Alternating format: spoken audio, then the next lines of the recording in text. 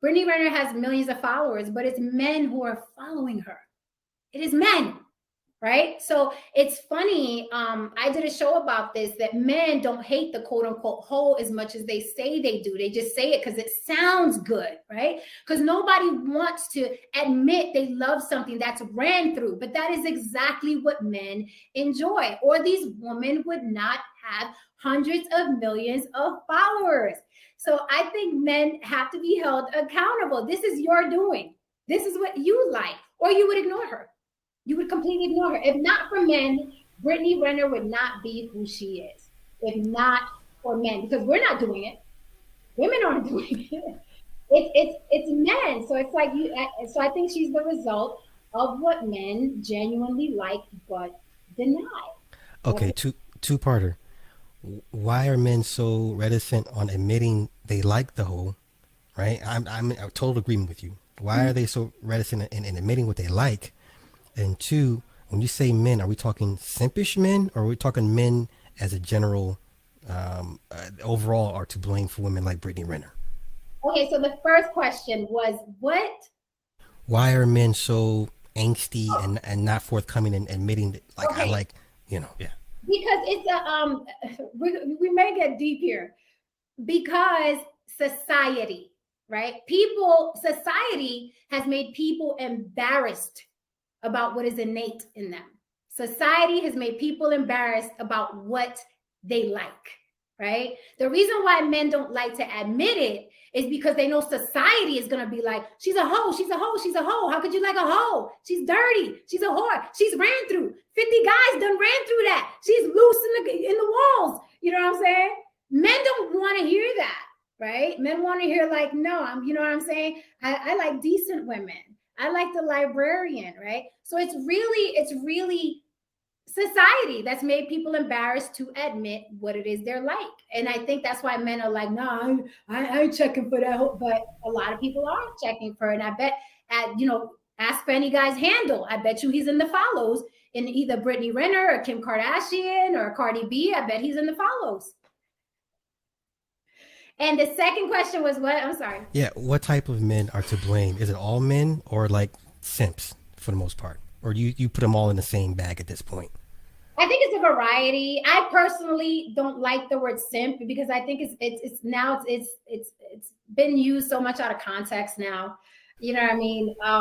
So it's not just simps, in my opinion. It's men sometimes that people revere, right? I've seen men that I thought were smarter, wiser, were more, better at handling money, end up with these quote unquote holes. So it's not just the quote unquote simp anymore. You know what I mean? It's men. It's like, how did you get caught up with this 2-bit? You know what I mean? Pick from Ghana. How did you get caught up? So it's men from all walks of life. It's just some get caught and some don't. And then some don't care, like Kanye. I think Kanye was the one that released a lot of these guys. He's like, yeah, I know Kim Kardashian is this, that, and the third, and y'all gonna call her a hoe, but that's my wife. So, Kanye, I think, was trying to free a couple of the guys that are into the quote narrative. Well, what is a simp to you? Or okay, a beta, or give me something that would turn you off in a man in his interactions and how he deal with a woman. I think the anti-simp, right? I don't know if this is going to be complicated, would turn me off because it's a man who's trying to overcompensate and be like, well, a lot of people are after this woman, so I'm going to come in and be the asshole, right? That would turn me off, right? Another thing is what people call a simp to me is a man that's doing what a man is supposed to do. He's supposed to cater to women to try and get women, whether it's to marry him or sleep with them. A man is supposed to cater to a woman. Now, of course, women take advantage of those men, but men take advantage of those kind of women as well. It goes both ways, right? If you're a user by nature, you're going to target the simpleton, both male and female, right? Now, there's some guys also that friend zone themselves, right? Like I've seen situations where I'm like, dude, really? You didn't know that she was using you? Like very recently, the whole Leonardo DiCaprio, Bezos, and his girlfriend thing that went viral. I'm like, Can you not see she just pressed her titty all up against this guy?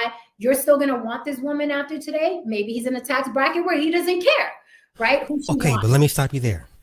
Is that a case of natural biology overriding her system and saying, you know what, I don't care how much money this man makes. He makes me moist. And this is what I would. So that's a real thing. Yes.